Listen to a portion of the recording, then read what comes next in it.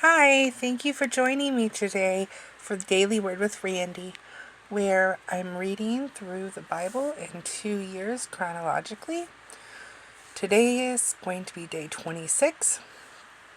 We're going to read Genesis 23, 1 through 20, Psalms 138, 1 through 8, and James 4, 1 through 17 in the ESV version.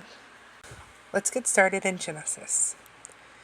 Sarah lived 127 years. These were the years of the life of Sarah.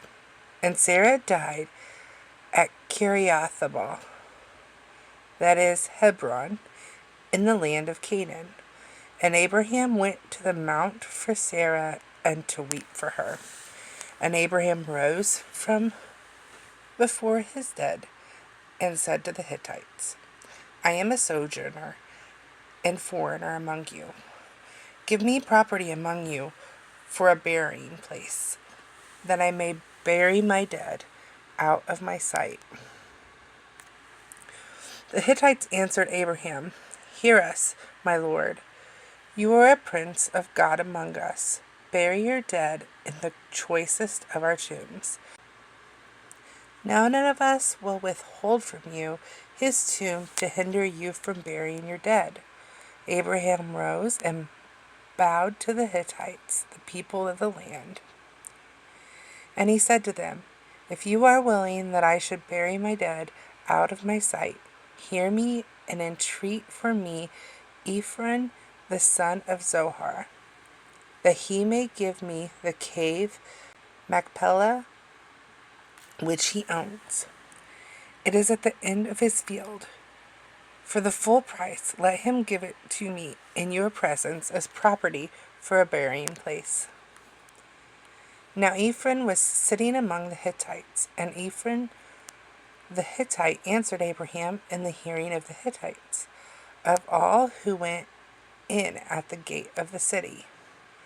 No, my lord, hear me. I give you the field, and I give you the cave that is in it. In the sight of the sons of my people, I give it to you. Bury your dead.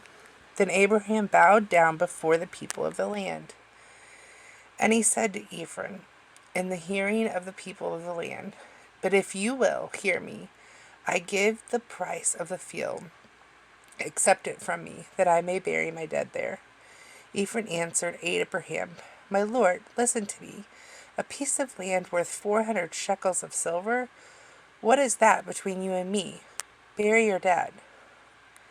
Abraham listened to Ephron, and Abraham weighed out for Ephron the silver that he had named in the hearing of the Hittites, 400 shekels of silver, according to the weights current among the merchants.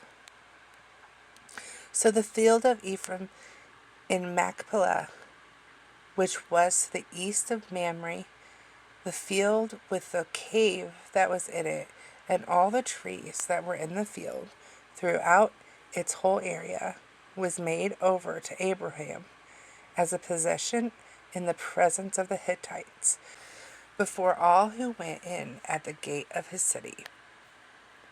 After this, Abraham buried Sarah his wife in the cave of the field of Machpelah, east of Mamre, that is Hebron, in the land of Canaan. The field and the cave that is in it were made over to Abraham as property for burying place by the Hittites. Psalm 138, 1 through 8. I give you thanks, O Lord, with my whole heart. Before the gods I sing your praise.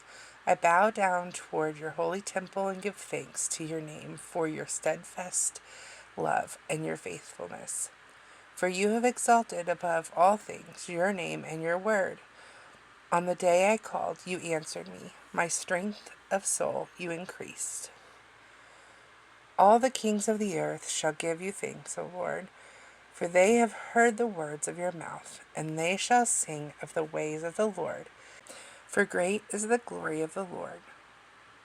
For though the Lord is high, he regards the lowly, but the haughty he knows from afar. Though I walk in the midst of trouble, you preserve my life. You stretch out your hand against the wrath of my enemies, and your right hand delivers me. The Lord will fulfill his purpose for me. Your steadfast love, O Lord, endures forever. Do not forsake the work of your hands. James 4:1-17. What causes quarrels and what causes fights among you? Is it not this, that your passions are at war within you? You desire and do not have, so you murder. You covet and cannot obtain, so you fight and quarrel. You do not have, because you do not ask. You ask and do not receive, because you ask wrongly to spend it on your passions. You adulterous people, do you not know that friendship with the world is enmity with God? Therefore, whoever wishes to be a friend of the world makes himself an enemy of God. Or do you suppose it is to no purpose that the Scripture says, He yearns jealously over the Spirit that He has made to dwell in us, but He gives more grace. Therefore it says, God opposes the proud, but gives grace to the humble. Submit yourselves, therefore, to God. Resist the devil, and he will flee from you. Draw near to God, and he will draw near to you. Cleanse your hands, you sinners, and purify your hearts, you double-minded. Be wretched and mourn and weep. Let your laughter be turned to mourning, and your joy to gloom. Humble yourselves before the Lord, and he will exalt you. Do not speak evil against one another, brothers.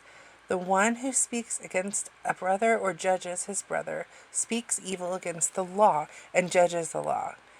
But if you judge the law, you are not a doer of the law, but a judge. There is only one lawgiver and judge, he who is able to save and destroy. But who are you to judge your neighbor? Come now, you who say, today or tomorrow we will go into such and such a town and spend a year there and trade and make a profit. Yet you do not know what tomorrow will bring. What is your life? For you are a mist that appears for a little time and then vanishes. Instead, you ought to say, if the Lord wills, we will live and do this or that. As it is, you boast in your arrogance. All such boasting is evil. So whoever knows the right thing to do and fails to do it, for him it is a sin.